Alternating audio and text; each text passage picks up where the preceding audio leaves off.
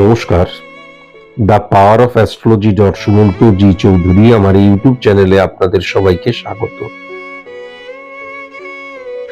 আমি এখন আলোচনা করব মিথুন রাশি নিয়ে। 2026 এই বছরটিতে, নতুন এই বছরটিতে মিথুন রাশির জাতক জাতিকাদের 5 জন শত্রু থেকে সাবধান হতে হবে। এই যে 5 জন শত্রু মানে কেউ আমাকে গালিগালাজ করবে, কেউ আমাকে মারধর করবে, কেউ আমার দিকে তেড়ে আসবে, আমি সেই শত্রুর কথা বলছি না। প্রতিবন্ধকতা, আমার সফলতার ক্ষেত্রে প্রতিবন্ধকতা, আমার ভালো থাকার ক্ষেত্রে প্রতিবন্ধকতা, এই 5টি প্রতিবন্ধকতা নিয়েই কিন্তু এখন আমি আলোচনা করব। আজকের এই আলোচনাটা পুরোপুরি সার্বিক মতেই আলোচনা করব। এখন খুব ভালো মতন যদি লক্ষ্য করা যায়, তাহলে 1 নাম্বার ঘরের অধিপতি গ্রহ লগ্নভাব দ্বারা যদি ক্যালকুলেশন করা যায়, তাহলে বৃশ্চিকের ঘরে বসে রয়েছে, 6 নাম্বার ঘরে বসে রয়েছে, শুক্রের সাথে বসে রয়েছে। তাহলে প্রথমত হচ্ছে বৃশ্চিকের অধিপতি গ্রহ হচ্ছে মঙ্গল। এবার সেই মঙ্গলের ঘরে কিন্তু শুক্র বসে রয়েছে। তাহলে শুক্র বসে রয়েছে এবং বুধও বসে রয়েছে। মঙ্গল এবং শুক্র কি করে? মঙ্গল এবং শুক্র আমাদের মনের মধ্যে ফাটকা রিলেটেড টেন্ডেন্সি নিয়ে আসে, চিন্তাধারা নিয়ে আসে, প্রবণতা নিয়ে আসে, প্রয়োগ নিয়ে আসে। ফাটকা রিলেটেড জায়গা মানে সবসময় জুয়া সাট্টা খেলা, লটারি কাটা, তা নাও হতে পারে। আমি 30% কর্ম করলাম, 80% রেজাল্ট চাইছি। দেখা যাচ্ছে আমার যে দায়িত্ব সেটা আমি 20% 30% পরিপূর্ণ করলাম, মানে দায়িত্ব পালন করলাম, আর আমি ফিডব্যাক চাইছি 80% 90%-এর। এটা কিন্তু মানসিক ফাটকা রিলেটেড জায়গাটাকে নির্দেশ করে। এই যে ফাটকার প্রবণতাটা মারাত্মক ইনক্রিজ করছে, এবং সেটা কিন্তু মিথুন রাশির জাতক জাতিকাদের ক্ষেত্রে একদম পজিটিভ নয়। কেন নয়? তার কারণ মঙ্গল এবং যে শুক্রের একত্রীকরণ যদি দেখা যায়, শুক্র কিন্তু 5 নাম্বার ঘরের অধিপতি গ্রহ এবং 12 নাম্বার ঘরের অধিপতি গ্রহ। তাহলে 12 নাম্বার ঘরকে ব্যয়ের স্থান বলা হয়। তাহলে আমার মনের মধ্যে, আমার চিন্তাধারার মধ্যে, আমার মানসিকতার মধ্যে, আমার টেন্ডেন্সির মধ্যে যদি এই ধরনের ফাটকা প্রবণতা আসে, তাহলে সেটা কিন্তু ব্যয়ের স্থান নিয়ে আসবে। আমার যেই দিকটা থেকে আমার এই চিন্তাধারাটা আসছে, সেই জায়গাটাকে আমাকে বিফলতায় রূপান্তরিত করবে। প্রাপ্তির জায়গা লক্ষ্য করা যাচ্ছে না। ফার্স্ট 12 নম্বর ঘরের অধিপতি গ্রহ এবং 5 নাম্বার ঘরের অধিপতি গ্রহ। তাহলে 5 নাম্বার ঘরে কিন্তু আবার কেতু বসে রয়েছে। 5 নাম্বার ঘর মানে সফলতার জায়গা।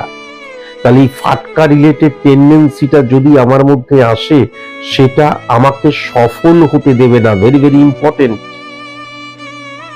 কেমন? সেটা কিন্তু কখনো আমাকে সফল হতে দেবে না। এবং 5 নাম্বার ঘরে কেতু বসে আছে।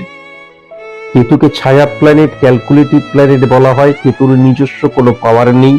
পাওয়ারফুল কোনো গ্রহের আন্ডারে বসে থাকলে সে পাওয়ারফুল হয়ে যায়। তাহলে কিন্তু পাওয়ারফুল গ্রহের আন্ডারে বসে নেই। তার কারণ 12 নম্বর ঘরের অধিপতি গ্রহের ঘরে কিন্তু বসে রয়েছে, এবং শুক্র কিন্তু এমনিতেও মঙ্গলের ঘরে নেগেটিভ মানা হয়। তাহলে কি হচ্ছে, ফাটকা রিলেটেড জায়গায় যদি বা সেই টেন্ডেন্সিটা যদি আমার মধ্যে থাকে, তাহলে আমি কখনো স্যাটিসফাই হতে পারবো না, কেননা কেতু স্যাটিসফ্যাকশনের কারকতা। এবার ইম্পর্টেন্ট ফ্যাক্টর যেটা হচ্ছে, কার ঘরে বসে রয়েছে, সে কিন্তু মঙ্গলের ঘরে বসে রয়েছে। মঙ্গল কোথায়? মঙ্গল কিন্তু সূর্যের ঘরে বসে রয়েছে। সেই সূর্য কোথায় বসে রয়েছে? সেই সূর্য কিন্তু 8 নাম্বার ঘরে শনির ঘরে বসে রয়েছে। তাহলে সূর্যের রিফ্লেকশন এই জায়গাটা মারাত্মক নেগেটিভ ইনফ্লুয়েন্স ক্রিয়েট করছে। তার কারণ যদি আমি 3 নাম্বার ঘরটা দেখি, যেখানে মঙ্গল বসে রয়েছে, মানসিকতা মনোভাবের জায়গা, 3 নাম্বার ঘর দ্বারা আমার এই মুহূর্তের সংযোগের জায়গাটাকে বোঝা যায়। 8 নাম্বার ঘর মানে মারক স্থান, সাইলেন্ট কিলার, লেন্দি প্রসেস। তাহলে আমার মানসিকতা মনোভাবের জায়গাটা, নেগেটিভ যে চিন্তাধারাটা, সেটা আস্তে আস্তে আস্তে আস্তে আমাকে কিন্তু খেয়ে ফেলবে, আস্তে আস্তে আমাকে বিফল করে তুলবে। কেননা 8 নাম্বার ঘর মানে হচ্ছে কি, লেন্দি প্রসেস।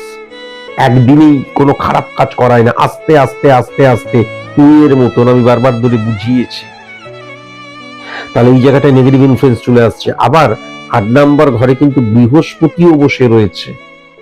তাহলে বৃহস্পতি মানে আমার ভেতরের যে জ্ঞান, সেই জ্ঞানটাকে ইমপ্লিমেন্ট করা ফর সাকসেস, অ্যাচিভ সাকসেস। তাহলে সেই জায়গায় আমার সেলফ কনফিডেন্সের জায়গাটা ডিটোরিয়েট করে যাবার জায়গাও লক্ষ্য করা যাচ্ছে। মূলত আমি যেটা আলোচনা করছিলাম, যেটাই ফাটকা রিলেটেড জায়গা থেকে, কেন ফাটকা রিলেটেড জায়গাটা বিনাশ করে ছাড়বে, বিফল করে ছাড়বে, নিঃস্ব করে ছাড়বে, সেটাই আমি বোঝালাম। কেমন? এখান থেকে ভেরি ভেরি কসাস এবং কনসাস অবশ্যই কিন্তু হতে হবে।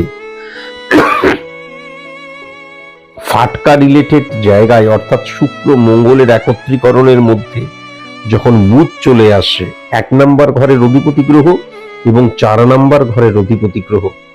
1 নাম্বার ঘর মানে কি? স্থাপত্যভিদ, মেরুদণ্ড, পরিকাঠামো, যার উপর আমার আমিটা বেড়ে উঠছে। আর 4 নাম্বার ঘর মানে কি? জীবনের শান্তির জায়গা। 4 নাম্বার ঘর মানে কি? মাতৃভাবের জায়গা। 4 নাম্বার ঘর মানে কি? আমি যে সফলতাটা চাইছি তার জন্য নিজেকে প্রস্তুত করছি তো। 4 নাম্বার ঘর মানে কি? আমার সাংসারিক জায়গাটা, আমার ব্যক্তিগত জীবনের জায়গাটা। তাহলে এই 1 নাম্বার এবং 4 নাম্বার ঘরের অধিপতি গ্রহ যখন ফাটকা রিলেটেড জায়গায় চলে যায়, তখন কি হয়ে যায়? আমার ব্যক্তিগত জীবনে কমিটমেন্টের জায়গাটা আমি রাখতে পারি না, বা দেখা যায় আমার দায় দায়িত্ব আমি সঠিক মতন পালন করি না। আমার ব্যক্তিগত জীবনটা হ্যাম্পার হয়ে যেতে পারে যদি আমার এই দায় দায়িত্ব আমি পালন করছি না, অথচ আমি মনে করছি সবাই আমাকে সম্মান করবে, মর্যাদা দেবে, মর্যাদা করবে, আমার মর্যাদা বৃদ্ধি পাবে। তাহলে সেটা সম্পূর্ণ ভুল। তেমন এখান থেকে ভেরি ভেরি কসাস এবং কনসাস হতে হবে। 3 নাম্বার ঘরে মঙ্গল এবং চন্দ্রের অবস্থান রবির ঘরে। তাহলে 3 নাম্বার ঘর মানে কিন্তু মানসিকতা মনোভাবের জায়গাটা বোঝা যায়। 2 নাম্বার ঘরের অধিপতি গ্রহ 3 নাম্বার ঘরে বসে রয়েছে। 2 নাম্বার ঘরের অধিপতি গ্রহ হচ্ছে চন্দ্র। 2 নাম্বার ঘর দ্বারা দৃষ্টিভঙ্গির জায়গাটাকেও বোঝা যায়। তাহলে 2 নাম্বার ঘরের অধিপতি গ্রহ 3 নাম্বার ঘরে যে বসে রয়েছে, সেই 3 নাম্বার ঘরটা কিন্তু আবার 8 নাম্বার ঘরের অধিপতি গ্রহ। তাহলে মানসিকতা মনোভাবের জায়গাটা ডিটোরিয়েট করে যাওয়া, শত্রু বৃদ্ধি হয়ে যাওয়া, শত্রু বানিয়ে ফেলা, হ্যাঁ, মানুষকে সঠিক মতন বুঝতে না পারা, মানুষ জাজমেন্টের জায়গাটা, আইডেন্টিফিকেশনের জায়গাটা ডিটোরিয়েট করে যাওয়া, এবং অন্যের দ্বারা চালিত পরিচালিত হওয়া, অন্যের দ্বারা প্রভাবিত হওয়া, এবং তার রিফ্লেকশন 2:1% মধ্যে 4 নাম্বার ঘর অর্থাৎ সাংসারিক জীবনে বা ব্যক্তিগত জীবনে পড়বে, এটা পরিষ্কার লক্ষ্য করা যাচ্ছে। মঙ্গল এবং 8 নাম্বার ঘরের রবির অবস্থান যখন একত্রীকরণ, তার মানে আমি একবজ্ঞা হয়ে যাচ্ছি, কারোর কথা শুনছি না, আমি যেটা ঠিক মনে করছি সেটাই ঠিক। কেমন? এই ব্যাপারটা কিন্তু মারাত্মকভাবে লক্ষ্য করা যাচ্ছে। এবং 3 নাম্বার রবি 8 নাম্বার ঘরে বসে, এবং আমি যদি মঙ্গলের অবস্থান দেখি 6 নাম্বার ঘর দ্বারা রোগের প্রভাবও লক্ষ্য করা যায়, তাহলে কিন্তু মিথুন রাশির জাতক জাতিকাদের হার্ট রিলেটেড প্রবলেম থেকে ভেরি ভেরি কনসাস এবং কনসাস, চেস্ট রিলেটেড প্রবলেম থেকে ভেরি ভেরি কনসাস এবং conscious, kidney related, gall bladder related, ফুসফুস রিলেটেড প্রবলেম থেকে, মানে আমাদের পেটের ভেতর যেই অঙ্গ প্রত্যঙ্গ গুলো রয়েছে ইম্পর্টেন্ট, ভেরি ভেরি কনসাস এবং কনসাস অবশ্যই কিন্তু হওয়া প্রয়োজন। যেমন হসপিটালাইজড জায়গাও কিন্তু লক্ষ্য করা যাচ্ছে, যদি আমি গাফিলতিটাকে বাড়িয়ে দিই, মেডিসিন সঠিক মতন না নিই, চেক আপ সঠিক মতন না করি, এটাও কিন্তু লক্ষ্য করা যাচ্ছে। এখান থেকে ভেরি ভেরি কনসাস এবং কনসাস অবশ্যই হওয়া প্রয়োজন। 5 নাম্বার ঘরে কেতুর অবস্থান, সেই 5 নাম্বার ঘরের অধিপতি গ্রহ কিন্তু যদি দেখা যায় তাহলে কি হচ্ছে, তাহলে কিন্তু মঙ্গলের সাথে বসে রয়েছে এবং বুধের সাথেও বসে রয়েছে, তাহলে সন্তানের জায়গাটা কিন্তু একদম পজিটিভ লক্ষ্য করা যাচ্ছে না মিথুন রাশির জাতক জাতিকাদের ক্ষেত্রে। ইমোশন, আবেগ দ্বারা প্রভাবিত হওয়ার জায়গা মিথুন রাশির জাতক জাতিকাদের সন্তানের জায়গাটা লক্ষ্য করা যাচ্ছে। সেটা কিন্তু পরবর্তীকালে মারাত্মক কষ্টের কারণ হবে, মারাত্মক প্রতিবন্ধকতার কারণ হবে, এটাও কিন্তু আমি লক্ষ্য করতে পারছি। এখান থেকে ভেরি ভেরি কনসাস এবং কনসাস অবশ্যই হওয়া প্রয়োজন। এখন ইম্পর্টেন্ট ফ্যাক্টর কিন্তু একটা রয়েছে, আমি যদি বৃহস্পতিকে খুব ভালো মতন দেখি তাহলে কিন্তু 8 নাম্বার ঘরে কিন্তু বৃহস্পতি বসে রয়েছে, যা কিন্তু 7 নাম্বার এবং 10 নাম্বার ঘরের অধিপতি গ্রহ। তাহলে বৃহস্পতির অবস্থান কিন্তু 10 নাম্বার ঘরকে ডিটোরিয়েট করে দিচ্ছে, 10 নাম্বার ঘরকে কিন্তু কি করছে, ফ্লাকচুয়েশন ক্রিয়েট করে দিচ্ছে। তাহলে এই যে 10 নাম্বার ঘর মানেটা কি, 10 নাম্বার ঘর মানে হচ্ছে 1-6-10 কানেকশন সার্ভিস ক্ষেত্র, 1-7-10 কানেকশন বিজনেস ক্ষেত্র, 1-5-10 কানেকশন সফলতার ক্ষেত্র, 1-9-10 কানেকশন আমার সংযোগের ক্ষেত্রে, উচ্চশিক্ষার ক্ষেত্র। তাহলে 10 নাম্বার ঘরটা হচ্ছে ক্ষেত্র, জংশনের জায়গা। তাহলে ক্ষেত্রের অধিপতি গ্রহ এবং 7 নাম্বার ঘরের অধিপতি গ্রহ যখন 8 নাম্বার ঘরে বসে থাকে, তখন প্রথমত হচ্ছে আইডেন্টিটি ক্রাইসিস মারাত্মক সৃষ্টি হয়। আমি যেটা ঠিক মনে করছি সেটাই ঠিক, আমার মতন করেই সবকিছু হবে, আমার মতো আমি যেটা খারাপ মনে করছি সেটা খারাপ। এই যে আইডেন্টিটি ক্রাইসিস বলা হচ্ছে গ্যালাক্সির মধ্যে সবচাইতে কঠিনতম রোগ, ডিজিজ, যেটা কিন্তু ইগো প্রবলেম সৃষ্টি করে, এবং ইগো প্রবলেম যখনই চলে আসে আইডেন্টিটি ক্রাইসিসের দ্বারা অ্যাডজাস্ট করার প্রবণতা, স্যাক্রিফাইস করার প্রবণতা, কম্প্রোমাইজ করার প্রবণতা হারিয়ে যায়। এটা কিন্তু মারাত্মকভাবে লক্ষ্য করা যাচ্ছে, এবং 1 থেকে 11টা যে ভাব রিপ্রেজেন্ট করছে আমাদের জীবনের 11টা দিককে, প্রত্যেকটা ক্ষেত্রে কিন্তু এই জায়গাটা লক্ষ্য করা যাচ্ছে। 12 নম্বর ঘর দ্বারা আমরা ব্যয়ের স্থান বুঝি, তাই 12 নম্বর ঘরটাকে আমি উল্লেখ করলাম না। তাহলে এই নেগেটিভ ইনফ্লুয়েন্সটা মারাত্মক লক্ষ্য করা যাচ্ছে প্রত্যেকটা ক্ষেত্রে। একবজ্ঞা, আমি যেটা ঠিক মনে করছি সেটাই ঠিক, এই জায়গাটা কিন্তু লক্ষ্য করা যাচ্ছে। ভেরি ভেরি কনসাস এবং কনসাস অবশ্যই হওয়া প্রয়োজন। প্রেম, প্রীতি, ভালোবাসার জায়গাটা যদি ভালো মতন দেখা যায়, 9th হাউসকেও যদি দেখা যায়, তাহলে না যতটা না লিগেলি, মানে আমি একটি ছেলে একটি মেয়েকে ভালোবাসলাম, এটা খুব নর্মাল জিনিস।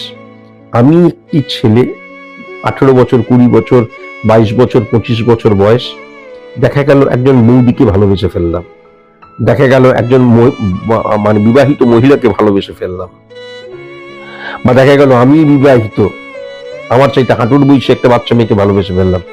যেইটাকে বৈধ ভালোবাসা বলা হচ্ছে না, সেই ভালোবাসার উত্থান 2026-এ মারাত্মক রকমের লক্ষ্য করা যাচ্ছে। তার কারণ মিথুন রাশির জাতক জাতিকাদের ব্যক্তিগত জীবনের জায়গাটা আমি একদম পজিটিভ লক্ষ্য করতে পারছি না। এখান থেকে কিন্তু ভেরি ভেরি কনসাস এবং কনসাস অবশ্যই হতে হবে। আজকের মতন এটুকুই, নমস্কার।